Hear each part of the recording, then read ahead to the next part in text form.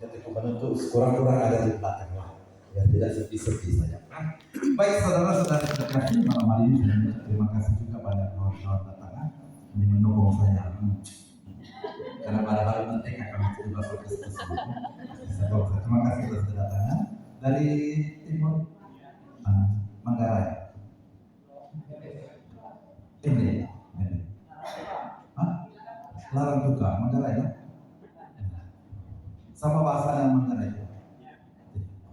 Sama banyak bahasa Indonesia, hampir 700 bahasa daerah. Karena itu kami bahasa saja 7. 4 yang Muslim, 3 yang umumnya Kristen. Nasution yang kalian punya di dalam ini saya tidak tahu. Mungkin dari sana juga kan.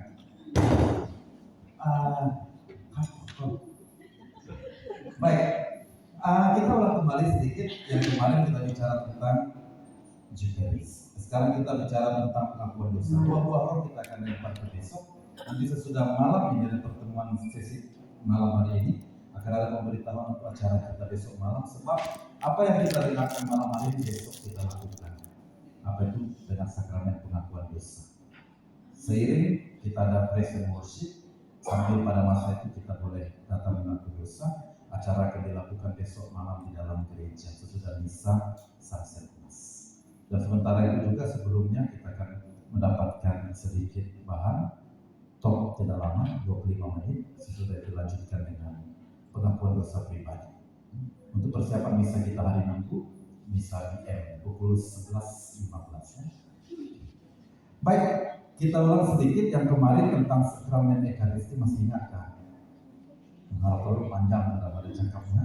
Ada satu hal yang saya mau katakan, saya mau ungkap sedikit tentang sakramen Ekaristi berkaitan dengan topik pada malam hari ini. Seperti ditanya kemarin, kalau ada Lex Christian, lama dia sudah tidak pergi ke gereja karena alasan apapun, baik sebelum menerima komuni, baik juga untuk mengaku dosa.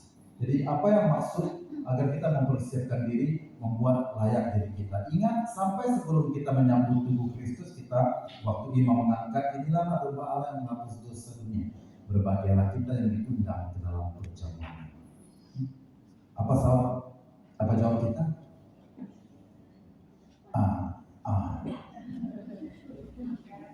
Dalam BM apa? Henti bandingkan ya? Nemu kita tahu.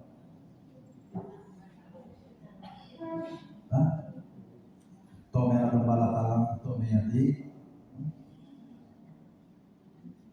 namanya sahabat kita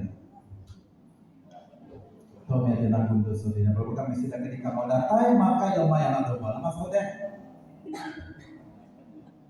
aku nak patut nyambut nuan datai abah aku teng sebut aja sembilan jaku aku dekat kerai. Aku tidak pantas menyambutmu dalam rumah. Jaku siapanya? Siapa yang sebut kalimat itu? Ingat dalam kitab suci. Seorang perwira Romawi yang datang pada Yesus yang katakan, ulun aku, my servant sakit.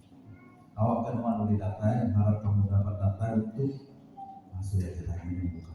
Tapi kemudian dia cakap, apa mengacau guru anak kamu tuh? Anak sudah serban dia kata, Tuhan saya tidak pantas menyambutmu datang dalam rumahku. Sebut saja maka dia akan sembuh. Kenapa tidak pantas dia kata? Sebab orang Yahudi tidak boleh masuk dalam rumah orang kafir, orang bukan Yahudi. Karena itu dia mau menjaga rabi, Yesus rabi, orang terhormat. Bukan sekedar orang Yahudi, tapi kalangan terhormat dalam orang Yahudi. Tidak boleh masuk rumah orang yang bukan Yahudi, najis. Karena itu saya tidak pantas. Rumah saya najis untuk kalian orang Yahudi. Sebab kalau kamu masuk rumah saya, kamu harus ditahirkan lagi selama 7 hari. Sebut saja, maka dia akan sembuh. Ya, betapa besar. Maka Yesus memuji, dia katakan dia betapa besar iman. Okay? Jadi ini untuk mematuk hati kita, memantaskan. Maka sebelum kita menyambutnya dalam hati kita, baik kalau kita konfesi, terutama kalau dosa berat. Karena kita selalu dosa ringan, tidak apa juga. Saya pernah cerita kemarin, tapi ada yang lain lagi. selalu datang dia bilang kepada lama saya sudah tidak mampu. Dah 2 tahun. Kadang 2 tahun itu banyak COVID. Nama ada saya. Itulah saya tidak sembahyang sebelum makan. Bayang lagi, nanya ya, 2 tahun ya. Lama saya 2 tahun lagi berat betul. Kalau belum betul berat nggak saya. Karena 2 tahun itu ada apa berat masalah. Cakap apa sih? Kan semuanya pakai. Kan namanya bisa 2 tahun sebenarnya makan. Jadi kalau macam maksud saya yang ringan apa begitu, dia dapat selalu menghalangi. Bukan dulu kita baik sekali kalau sebelum kita bisa ada kesempatan mengaku dosa. Penanggul ya kesulitannya di situ. Setengah jam sebelum misa, orang sudah queuing sampai 50 ke belakang. Mana mau 50 orang dalam balik masuk kalau pada tempat pagi itu sudah 50 menit kan? Mana dapat belum lagi dia duduk lagi kan, belum lagi kalau ada nanti loh. Ingat lama dosa jadi tak mungkin dia dapat. Jadi karena itu kecuali kalau dia memang dosa sama adalah yang disebut dengan mortal sin. Nanti kita akan lihat apa itu mortal sin, terutamanya seperti apostasi, tidak percaya lagi pada Tuhan, menyangkal Tuhan, termasuk dosa. Maksud suicide, keinginan untuk bunuh diri itu sudah mengangkat kita lebih tinggi dari Tuhan. Tak ada orang yang berhak menarik nafas kita selain dia sendiri, sebab dia membincangkan nafas untuk kita, bukan kita yang punya nafas. Kenapa dikatakan kenapa orang bunuh diri tidak boleh bawa ke gereja? Kalau orang komplain kan, tidak kasihan, sudah orang bunuh diri, orang menderita, kenapa tidak boleh bawa ke gereja? Bukan gara-gara kita menghukum dia, siapa mau hukum dia lagi? Sebenarnya tidak percaya sama sekali lagi bahwa Tuhan itu ada. Apapun, simpel saja kan. Apapun alasan itu, apapun beratnya hidup orang, akhirnya tidak ada lagi harapan. Kalau orang sudah putus harapan, apalagi mau beri dia harapan yang membawa dia. Karena kalau kita tidak punya hak lagi untuk tinggal Tuhan sendiri. Kan? Tapi kadang-kadang orang gereja terlalu keras, menghukum orang. Tidak boleh datang boleh saya kata orang datang dulu, kalau saya lupa tadi sanya di mana tak datang. Kawan, mana untuk datang. Tapi memang tidak bawa ke gereja. Jadi itu tentang sebelum kita masuk ke topik pada malam hari ini, tema kita pada malam hari ini. Baik, ada yang mau ditanya untuk yang semalam? Oke ya, kurang lebih ya tentang sakramen Ekaristi. Baik, pada malam hari ini kita bicara tentang sakramen pengakuan dosa. Saya guna yang Inggris ini mudah saja saya kira. Nanti ambil dari SCI, saya takut salah translate. Diambil dari katekisme. Kenapa perlu sakramen pengakuan dosa? Ada berapa sakramen kita sekali saya mau tanya-tanya juga lah SCI kelas kita malam hari. Ada berapa sakramen? 7. Oke, kita mulai dengan sakramen pertama apa? Baptis. Sakramen kedua? Confirmation. Penguatan. Sakramen ketiga? Ekaristi. Oke. Ini 3 sakramen yang kita sebut dengan sakramen apa? Inisiasi. Apa tahu maksud inisiasi? Ini sakramen yang pertama sekali harus diterima. Sama dengan orang buka pintu rumah. Dulu saya ingat pernah sampai pada James misalnya dia cakap waktu kami misa, waktu pada tamu ulang tahun dia cakap apa? Thank you banget. Yang juga tes cai. Sebab saya ke rumah sakit hospital itu hari. Kami kan selalu pergi, kami punya tas khas, tas khusus untuk masuk dalam rumah sakit hospital. Mana-mana saya boleh masuk, semua bilik saya pernah masuk. Dulu kami kawan-kawan orang timur call saya pukul 2 pagi. Kenapa? Ya pastor, kami sebut biasa pastor. Tolonglah istri saya susah beranak di Jeddah Hospital Sibu. Ayo, bila dibawa tadi, dia bilang dia susah, dia mau ada pada dulu, dia mau cakap, dia mau minta berkat. Lalu oke lah, saya terakhir ke sana. Pukul 3:30 saya masuk. Begitu saya tiba, security itu, apa ya? tunggu pakai. Awan betul kamu datang, katanya ada orang sakit. Sama tuh di bilik bersalin, dan lihat saya, bukan dengan saya. Bawa saya, ya masuk sana, saya punya pas. Masuk sampai sana, lalu masuk dalam. Nah, itu saja itu punya kerja, itu punya nurse. Masa itu curtain tidak tutup semua.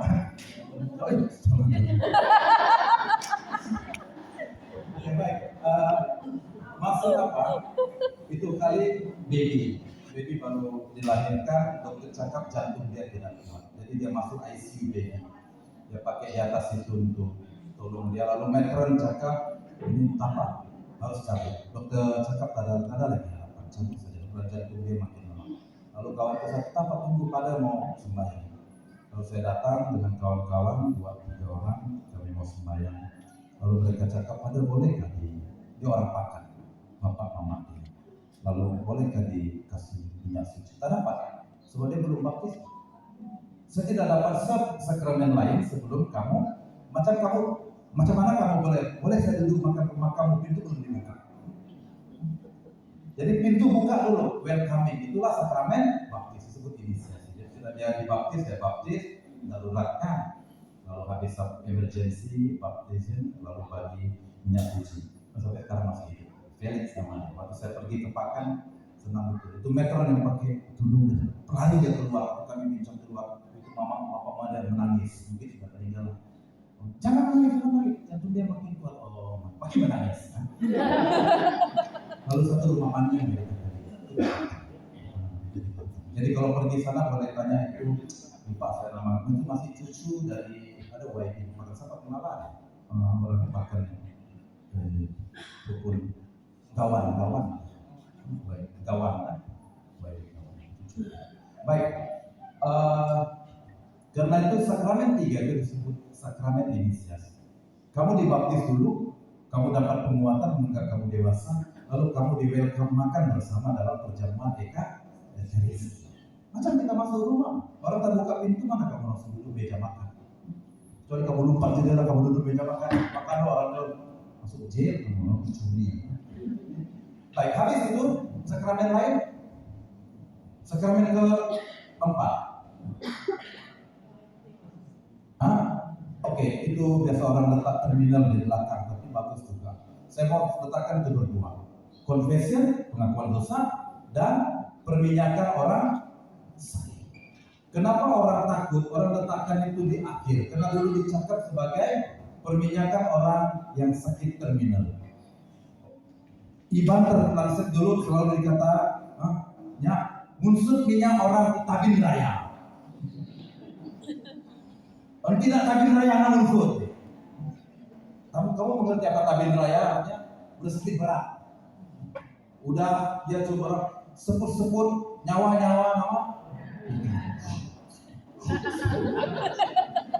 Kadang kita marah kenapa? Padahal orang bisu orang sakit. Ada orang sakit datang sampai salah terlambat padahal. Apa panggil kita masa dia mau udah begitu baru panggil. Karena orang selalu pikir dulu sakramen ini apa untuk hantar orang sebelum menikah. Sebenarnya tidak. Sakramen pengakuan dosa yang sekarang kita membahas bersama dengan minyak suci yang disebut dengan healing sacrament. Sakramen penyembuhan. Kenapa sakramen perminyakan orang sakit dianggap sebagai healing sakramen? So dalam doa-doa dia pun dikatakan sebab bukan hanya menyembuhkan tubuh badani, tapi pertama-tama jiwa. Saya kira benar juga. Banyak hal itu berasal dari pikiran. When you think positive, your body will follow with the ayana positive. Kalau kita selalu pikir negatif saja, kan, tak miring saja, kan, lama-lama kita punya muka pun miring. Karena benar juga. Walaupun mungkin tidak menyembuhkan tubuh, tapi menyembuhkan spirit. Sebab banyak orang sakit, dia tidak terima kenapa dia sakit. Karena itu dengan menerima anointing, sakramen, apapun entah Tuhan panggil dia atau tidak, dia sudah sudah disembuhkan. Banyak orang menolak, banyak orang menyangkal. Tapi kalau pada akhirnya dia bercakap, silakan datang. Saya punya kawan di Legend Mary, dia punya kesaksian, bercakap lama, tanya akhirnya ibu itu panggil datang mereka bawa rosary, sembahyang rosary, lalu ibu itu senyum meninggal. Sebelumnya semua di sini. Kalau orang datang mengunjung dia pulang. Kenapa? Karena dia marah pada Tuhan. Jangan bawa itu rosary. Mana itu Bunda Maria? Mana itu Tuhan Yesus? Mana tidak tolong saya? Tapi kurang-kurang pada akhirnya dia cakap terima kasih itu saja. Di situ dia meninggal. Artinya apa? Tubuh dia kita kata menurut pandangan kita tidak sehat. Tapi kalau orang sudah meninggal, adakah lagi kurang sehat atau tidak sehat? Dia tidak lagi merasakan sakit atau tidak sakit. Tapi kurang-kurang roh dia, spiritnya berdamai dengan Tuhan. Karena itu gini, itu orang yang sakit. Jadi kalau orang sakit, minta saja. Tidak masalah orang 2-3 kali. Saya terakhir meninggal juga, cuma mau jawab. Mereka panggil saya sampai terus call sampai cerita saya pun saya belakang dia masuk longkang. Saya masih reverse minta panggil, sebentar. Masuk dah. Apa kalian tarik lah, mereka tarik pakai lori. Saya langsung lari ke sana, tempat mereka cakap, habis raya. Itulah penyakit. Tidak ada tadi raya, sudah susah. Lalu datang minta dia cakap, ada musuh dia. Jangan musuh, kenapa tidak boleh? Beginilah kata mereka. Ada syarat lagi. Boleh kamu minyak suci, tapi anak nggak ya jawab. Siapa saya Tuhan kan? Jangan suruh dia pergi. Macam mana? Saya kau cakap. Kamu boleh minyak suci, tapi jangan suruh dia pergi. Ayo, kalau dia pergi masuk jail lah ya. Kalau saya bilang, udahlah apa kita berdoa mana? Komite ke penegak kita komite ke penegak Tuhan. Bukan menurut apa kita mau, menurut mau dia. Itu kadang-kadang kita kasih sedia ya, kasih sedia hati kita. Oh, terhanya mau ada lagi. Apa dia begitu? Nenek pak umur 96 tahun, namanya. Tapi kan untuk penyayang pada dia kan betul rasa hati anak-anak pun mana mereka mau rela. Itu benar sebagai kita manusiawi ya. Tapi kurang-kurang kita mau sedia hati. Jadi lihat sekali, 2 kali, 3 kali terima kita.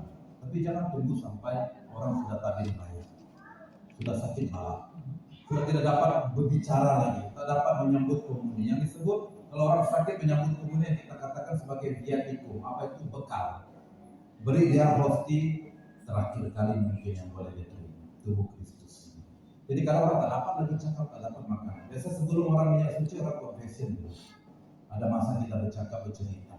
Saya pernah spend 30 menit di rumah orang lagi, besoknya dia meninggal. Belum anointing di sini, datang ke rumah, duduk di samping cerita, kita ketawa, ya terus menangis, ketawa, menangis. Padahal kamu tahu kan, saya tua dulu macam ini cerita. Tapi sekarang itu confession. Dia ungkap semua seperti seorang yang mau besok bergantung malam hari dia kan ungkap semua, dia mau duduk, mau share semua perasaan dia. Kan dia tahu di masa dia akan datang. Tapi kurang-kurang dia mau ungkap. Ada hal yang tak dapat hanya dikatakan, oh Tuhan saya minta ampun. Dia mau katakan. Itu nanti kita bahas. Kenapa perlu confession? Kenapa tidak dalam hati saja Tuhan ampuni dan cukup kan? Kenapa kita gereja ketua harus confession kepada Pada? Jadi sekali, 2 kali, 3 kali tidak dapat terima. Itu disebut sakramen untuk mempersiapkan, bukan mempersiapkan orang meninggal, tapi untuk memberikan orang hidup kesembuhan. Kurang-kurang hati berdamai. Lalu sakramen healing penyembuhan lain adalah selain minyak suci, anointing of the sick, adalah sakramen pengakuan dosa. Jadi diletakkan sebagai sakramen penyembuhan. Kenapa sakramen pengakuan dosa dan penyembuhan? Nanti kita lihat. Ada 2 sakramen lagi yang saya tinggalkan yang terakhir, yakni ordination adalah sakramen perkawinan. Jadi 2 sakramen ini disebut dengan sakramen untuk ministry, melayani. Melayani sebagai imam atau suami istri melayani satu sama lain dalam cinta kasih.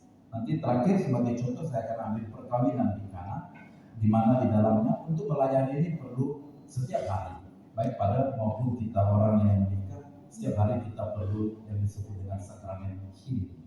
Lewat satu kata apa itu? Forgiveness. Ya. Jadi ini yang dikandung dalam sakramen pengakuan dosa. Jadi baik itu 7 sakramen. Ada yang mau ditanya? Clear? Jadi sakramen inisiasi, pembukaan, yang menerima kita, menyambut kita, mencari apa buah dari sakramen baptis? Buah roh. Yang pertama, sakramen baptis menjadikan kita anak-anak Allah. Lalu yang kedua, menghapus segala dosa.